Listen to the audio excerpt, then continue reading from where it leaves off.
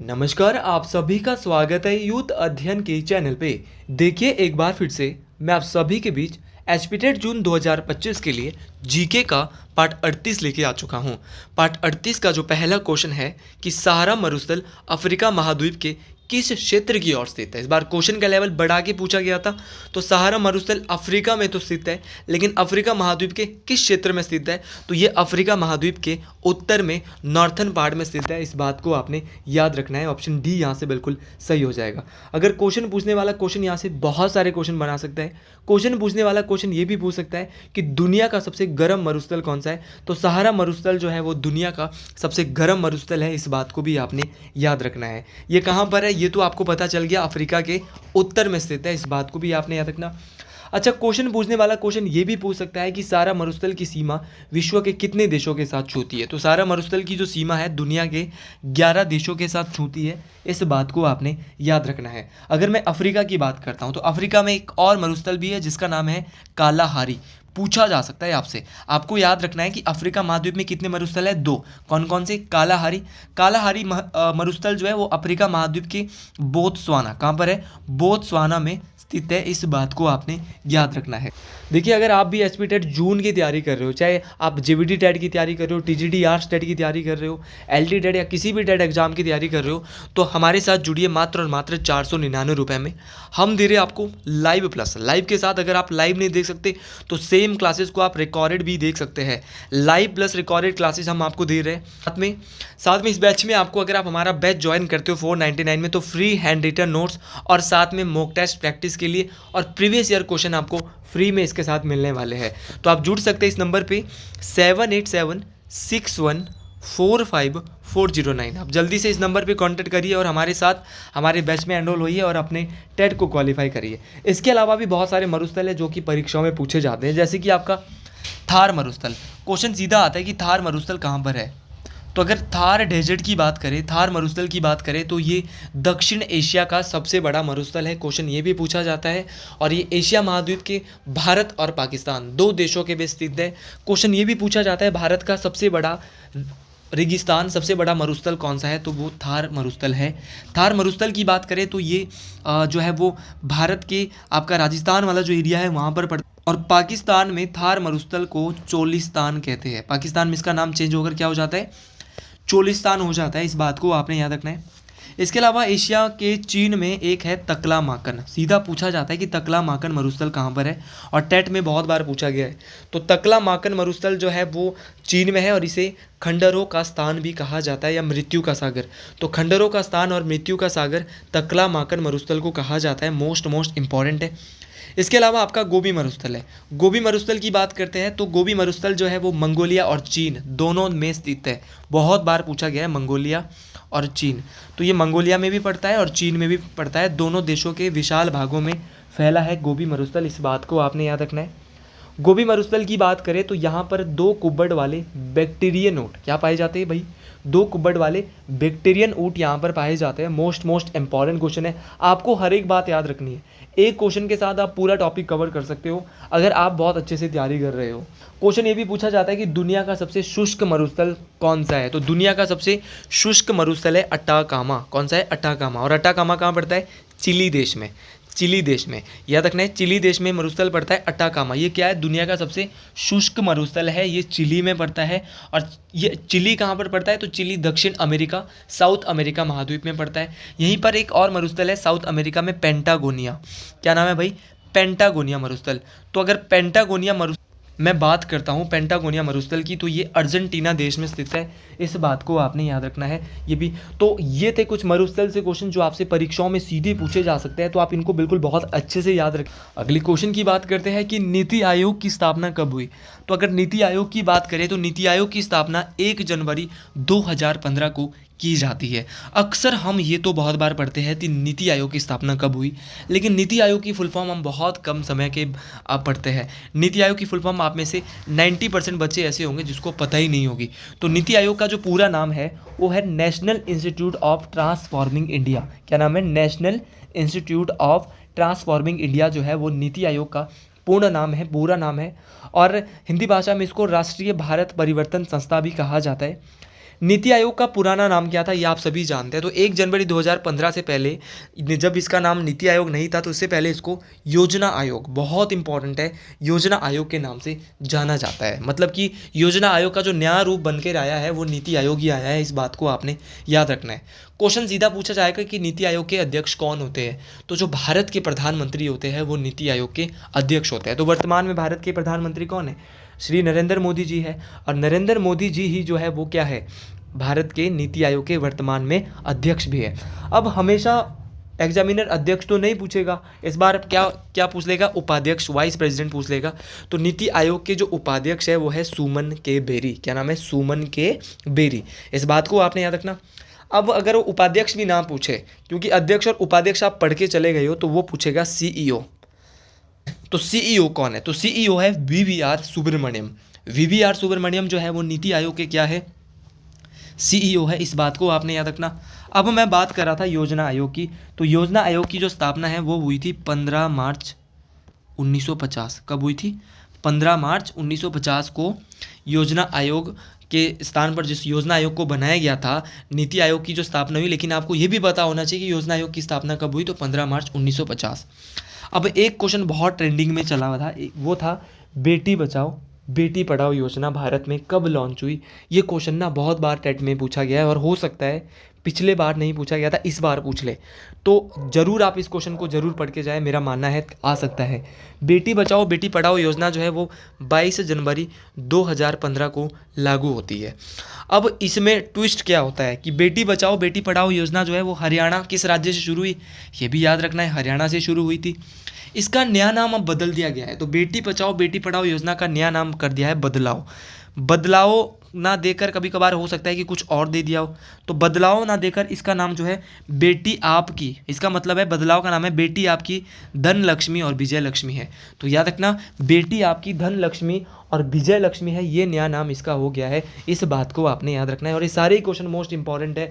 देखिए ये क्वेश्चन ऐसे क्वेश्चन है जो आपको परीक्षाओं में सीधे सीधे नंबर दिला सकते हैं। आप इन क्वेश्चन को डिटेल से पढ़िए, डिटेल से पढ़ते रहिए, ये क्वेश्चन आपको बहुत काम आने वाले हैं, ये सीरीज आपको बहुत काम आने वाली है। अगर आपने पिछले कुछ क्वेश्चन नहीं देखे हैं तो उनको भी आप जरूर एक बार देखे आइए, आपका रिवीजन भी।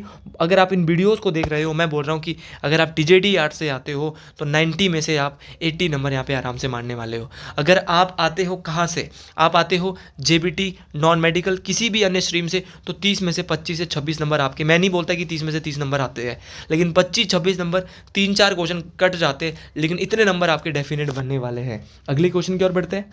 अगला क्वेश्चन बोल रहा है कि सबसे पहले भाप के इंजन का आविष्कार किसके द्वारा किया गया। तो भाप के इंजन का जो आविष्कार किया गया था वो न्यूकोमेन के द्वारा किया गया था। मोस्ट इंपॉर्टेंट है, इनका पूरा नाम जो है वो थॉमस न्यूकोमेन है। अब क्वेश्चन में तो इतना ही दिया गया थी भाप के इंजन का आविष्कार थॉमस न्यूकोमेन ने किया, लेकिन क्वेश्चन पूछने वाला क्वेश्चन ये पूछेगा कि पूरा नाम बताइए, तो पूरा नाम है थॉमस न्यूकोमेन। क्या नाम है, थॉमस न्यूकोमेन। तो थॉमस न्यूकोमेन के द्वारा जो है वो इसका आविष्कार किया जाता है। मोस्ट इंपॉर्टेंट है। अगर आप इतने से क्वेश्चन नहीं जानेंगे तो मेरे को तो खुद भी पढ़ाने का मज़ा नहीं आता। मेरे को मज़ा तभी आता है जब हम चारों ऑप्शन के बारे में बात करते हैं। Thomas Alva Edison, Thomas Alva Edison के द्वारा बिजली के बल्ब का आविष्कार। अगर पूछा गया बिजली के बल्ब का आविष्कार अगले बार, तो बोलेंगे थॉमस अल्वा एडिसन के द्वारा किया गया था। मार्कोनी साहब का नाम दिया है, तो इन्होंने क्या किया था, तो मार्कोनी साहब ने रेडियो का आविष्कार किया था। तो रेडियो का आविष्कार किसके द्वारा, मार्कोनी के द्वारा किया गया। अच्छा जी, रुडोल्फ डीजल ने भी कुछ किया होगा, तो इनका जिनके नाम के पीछे ही डीजल लगाया, तो इन्होंने तो कुछ ज़रूर किया होगा। तो रुडोल्फ डीजल ने जो है वो डीजल के इंजन का आविष्कार किसका किया था भाई, डीजल के इंजन का आविष्कार किसके द्वारा, तो रुडोल्फ डीजल के द्वारा किया गया था। अब 3 चीज़ें टेट परीक्षाओं में बहुत बार पूछी जाती है, इलेक्ट्रॉन, प्रोटॉन और न्यूट्रॉन। इन तीनों की खोज किसके द्वारा की गई थी, तो इलेक्ट्रॉन की जो खोज की थी भैया वो की थी जे थॉमसन। किसने की थी, जे थॉमसन ने खोज की थी किसकी, इलेक्ट्रॉन की।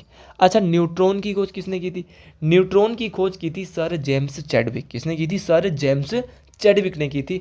और प्रोटॉन की जो खोज है वो की थी सर रदरफोर्ड। किसने की थी? Sir Rutherford. और अगर आप हमारे बैच के साथ जुड़ रहे हो ना, वहाँ पर टॉपिक वाइज, कंसेप्ट वाइज आपसे हर एक चीज़ कराई जा रही है। अंग्रेजी बहुत बेहतरीन तरीके से, मेरे पास अनुभवी टीचर अंग्रेजी के लिए, साइकोलॉजी के लिए बहुत ज़बरदस्त है, हिंदी के लिए जेबीटी वालों बहुत ही ज़बरदस्त टीचर है, और मैथ के लिए तो one of the best teacher है। और अगर मैं बात करूँ आपकी जीके, मैं वहाँ पे खुद पढ़ा रहा हूँ। जीके आपको बिल्कुल प्रॉब्लम नहीं आने वाली भाई। यहाँ मैं आपको 0% जीके पढ़ा रहा हूँ। ये हमारा 0% लेवल है। वहाँ पर अगर वहाँ पर 100% लेवल आपके लिए रहने वाला है, एक नंबर, आपको बहुत मज़ा आने वाला है। मैं पहले ही बोल रहा हूँ कि आप अगर हमारे बैच के साथ जुड़ना चाहते हैं तो जल्दी से जुड़ जाइए, बहुत मज़ा आने वाला है। अगली क्वेश्चन की बात करते हैं कि रियो डी जेनेरियो में पृथ्वी शिखर सम्मेलन किस वर्ष हुआ? तो रियो डी जेनेरियो की बात हो रही है, और रियो डी जेनेरियो में पृथ्वी को बचाने के लिए एक पृथ्वी शिखर सम्मेलन हुआ था। तो ये कब हुआ था? तो ये हुआ था 1992 में। लेकिन एग्जैक्ट कब हुआ था भाई? एग्जैक्ट पता होना चाहिए। मैं ऐसा बंदा हूँ, मैं एग्जैक्ट भाई जो है वो विश्वास करता हूँ। तो क्योंकि एग्जामिनर अब क्वेश्चन एग्जैक्ट वाले पूछ लेता है।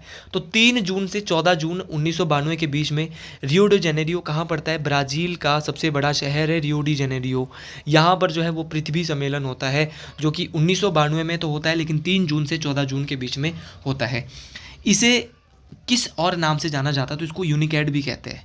यूनिकैड मतलब कि इसका पूरा जो नाम है वह यूनाइटेड नेशन, इसकी फुल फॉर्म भी आ सकती है। टेट परीक्षा अब उतनी आसान नहीं रही जैसी 2020 तक होती थी, अब टफ हो गई है। यूनिकैड का जो पूरा नाम है वो United nation conference on environment and development. क्या बोलेंगे?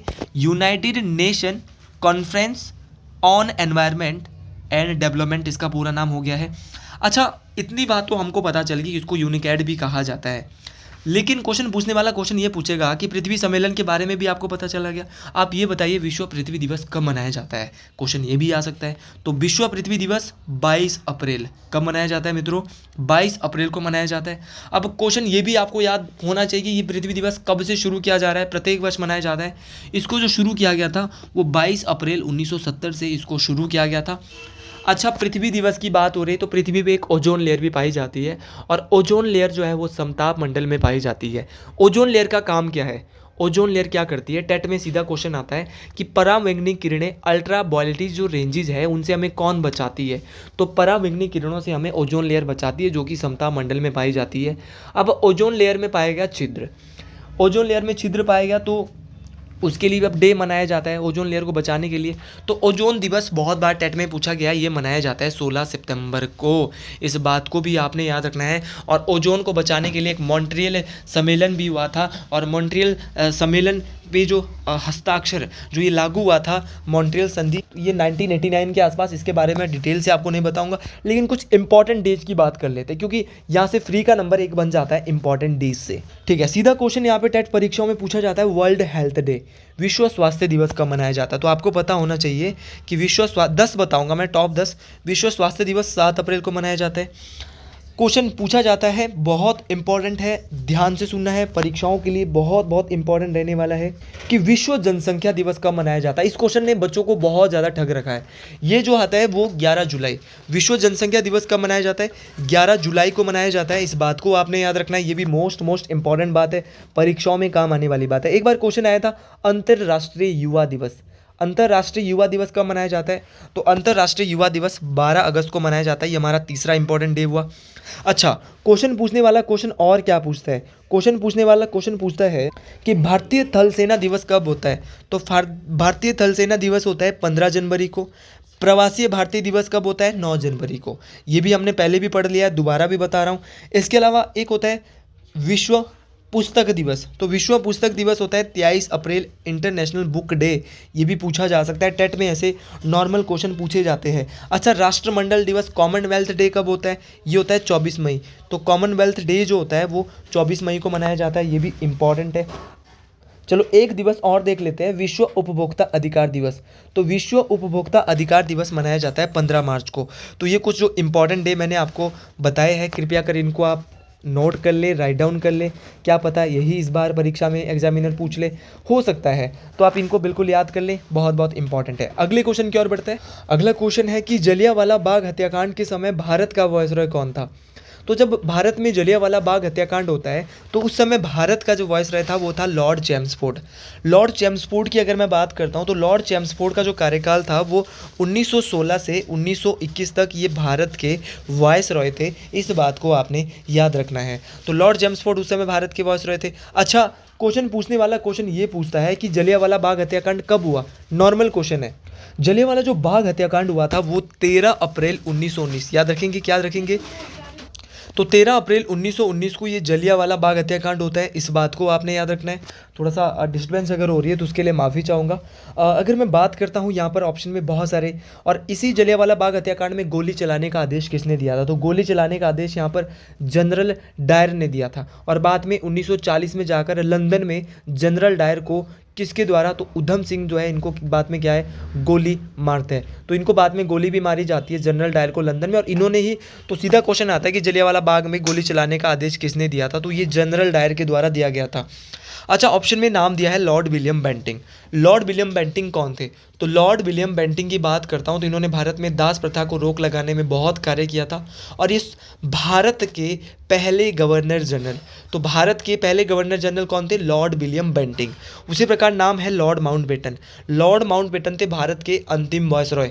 तो ब्रिटिश भारत के अंतिम वायसरॉय कौन थे? तो वो थे लॉर्ड माउंटबेटन। इस बात को आपने याद रखना है। लॉर्ड कॉर्नवालिस का नाम तो आपको पता ही होगा। स्थायी बंदोबस्त जो 1793 के आसपास जो भारत में लागू हुआ था वो किसके द्वारा लाया गया था? तो ये लॉर्ड कॉर्नवालिस के समय लाया गया था। ये भी मोस्ट इंपॉर्टेंट है, परीक्षाओं में काम आने वाली बात है।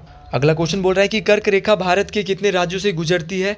तो कर्क रेखा भारत के 8 राज्यों से गुजरती है। और अब ये 8 राज्यों को कैसे याद करें, तो इसके लिए मैंने एक ट्रिक आपको लाया है। मित्र पर गमछा झार। क्या बोलेंगे? मित्र पर गमछा झार। मित्र से बोलेंगे मी से मिजोरम, त्र से त्रिपुरा, पर से पश्चिम बंगाल और रौ से राजस्थान, गमछा से गुजरात, मध्य प्रदेश, छा से छत्तीसगढ़ और झार से झारखंड। एक बार फिर से, मित्र से बनाया मिजोरम और त्रिपुरा, पर से बनाया पश्चिम बंगाल और राजस्थान, गमछा से बनाया गुजरात, मध्य प्रदेश और छत्तीसगढ़, और झार से बनाया झारखंड। सबसे ज़्यादा जाती है कर्क रेखा मध्य प्रदेश से, और सबसे कम गुजरती है राजस्थान से। तो अगर आपको ये वीडियो पसंद आई है तो कमेंट बॉक्स में ज़रूर लिखें हर हर महादेव। आज के लिए इतना ही, मिलते हैं अगले वीडियो में। हर हर महादेव टू ऑल स्टूडेंट।